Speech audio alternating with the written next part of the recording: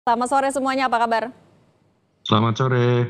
Selamat sore, Oke, Assalamualaikum. saya mau ke Bang Silvester Waalaikumsalam. dulu. Bang Silvester, Mas Dasko bilang Pak Prabowo senyum-senyum. Senyum tuh artinya lagi ada yang dihitung-hitung, lagi ada yang ditimbang, atau justru udah ada keputusan? Senyumnya apa sih artinya? Ya, senyum itu berarti kan kalau orang senyum berarti tandanya senang. Jadi apapun sepanjang untuk kebaikan bangsa, untuk membangun bersama-sama, saya pikir Pak Prabowo senang ya, makanya beliau senyum-senyum. Tapi itu tergantung dari beliau sendiri yang mempunyai hak prerogatif intinya. Oke, senang tapi apa yang ditimbang? Apakah posisi PKS yang mengusung Anies di Pilgub ini jadi yang ditimbang-timbang Pak Prabowo juga? Banyak hal ya, yang pasti pertama kesamaannya nantinya itu terus komitmen dan ada syarat dan kondisi ya yang akan juga ditimbang. Saya pikir bukan hanya sekedar masalah Pak Anies ya, ini lebih besar dari itu karena kan kita bukan hanya membangun Pak Anies kan hanya untuk di Jakarta ya, kita kan membangun seluruh Indonesia ini. Bagaimana kita membangun Papua yang masih terpencil, NTT, Maluku, dan semua provinsi yang ada juga yang masih lebih terbelakang daripada yang di Jawa. Jadi bukan sekedar Pak Anies ini lebih besar, bahkan beyond Indonesia ya, untuk di dunia internasional itu yang lebih penting daripada Oke. masalahnya hanya mengenai Pak Anies. Oke, oke. Kalau gitu saya ke Bang Holid. Bang Holid, lobby-lobbynya udah Ya, sejauh mana PKS biar bisa diajak gabung sama pemerintahan Prabowo Gibran? ya. Pertama, kita harus sampaikan bahwa sikap resmi PKS terkait koalisi atau di luar pemerintahan atau di dalam pemerintahan belum diputuskan, karena itu adalah kewenangan dari Majelis Syuro yang akan memutuskan kita masuk di dalam pemerintahan atau di luar pemerintahan. Itu yang pertama.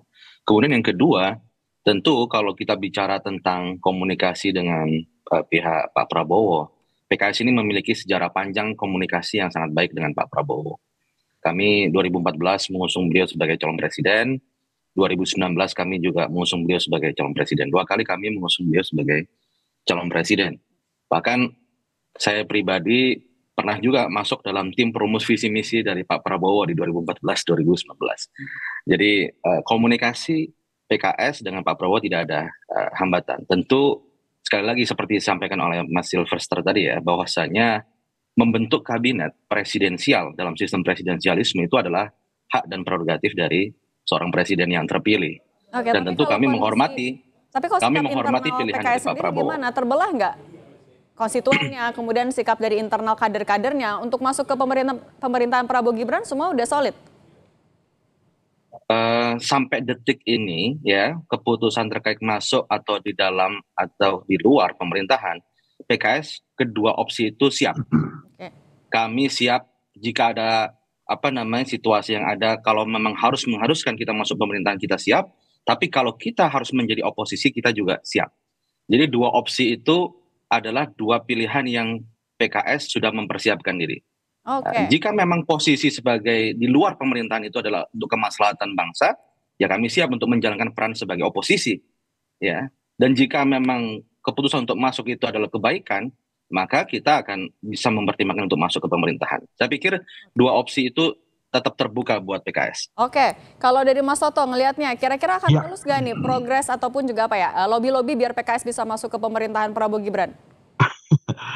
iya ini kan judul temanya adalah tadi kita bercandaan sedikit ya sebelum dimulai kan. Akhirnya Prabowo juga kira-kira gitulah. Jadi bukan hanya PKS, memang tadi udah disebutkan dua kali pernah mendukung Prabowo, ketiga kalinya mendukung Anies, lalu kemudian mungkin balik ke Prabowo juga.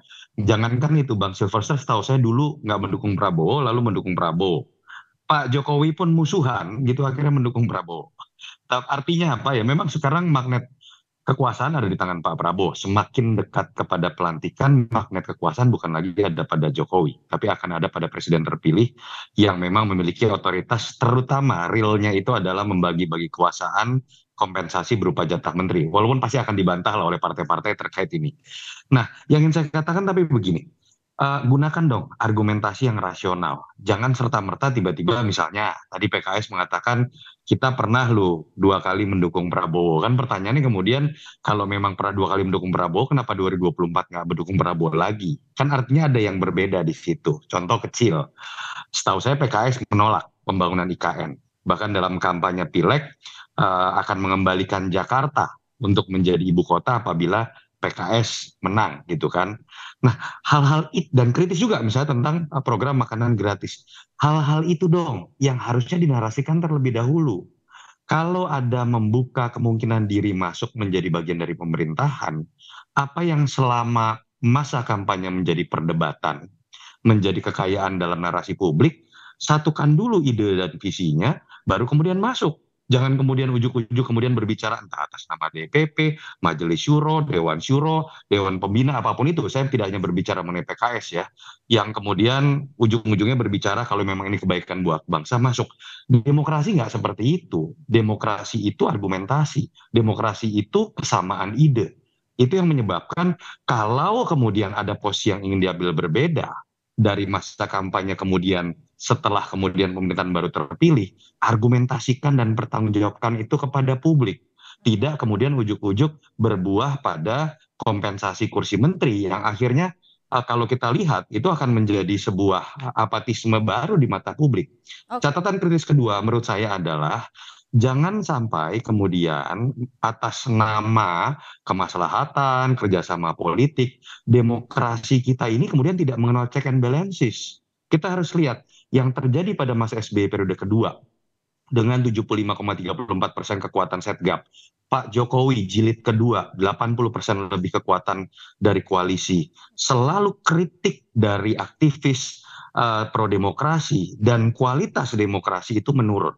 Itu yang menurut saya harusnya dijadikan catatan oleh teman-teman, terutama yang dulu berbeda dengan Pak Prabowo ketika ingin masuk ke dalam barisan Prabowo Gibran. Oke, saya mau balik lagi ke Bang Silvester. Bang Silvester, tapi kalau kondisi di Kim, ada resistensikah menolak PKS atau gimana respon dari Kim?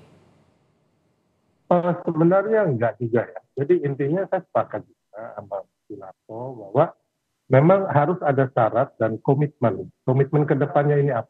Dan dari alasan latar belakang ya, yang tapi intinya bahwa komitmen ini sama-sama mempunyai visi misi atau persepsi yang sama untuk membangun bangsa. Saya pikir kalau umpama ini demi kebaikan, ya kan, komitmennya jelas dan benar-benar semua program kampanye ataupun program Pak Prabowo dan Mas Gibran ini didukung penuh, dan ini untuk kebaikan bangsa, ya nggak ada masalah juga gitu. Ya, kita intinya nggak ada resistensi. Siapapun kalau mau bergandeng tangan untuk membangun bangsa, saya pikir kita sebagai anak-anak bangsa tentunya akan sangat mendukung.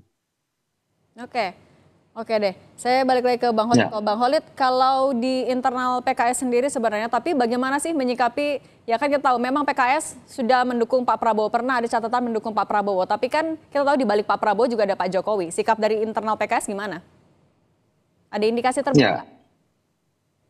Jadi saya pikir catatan dari Mas Toto sangat bagus sekali, saya kira.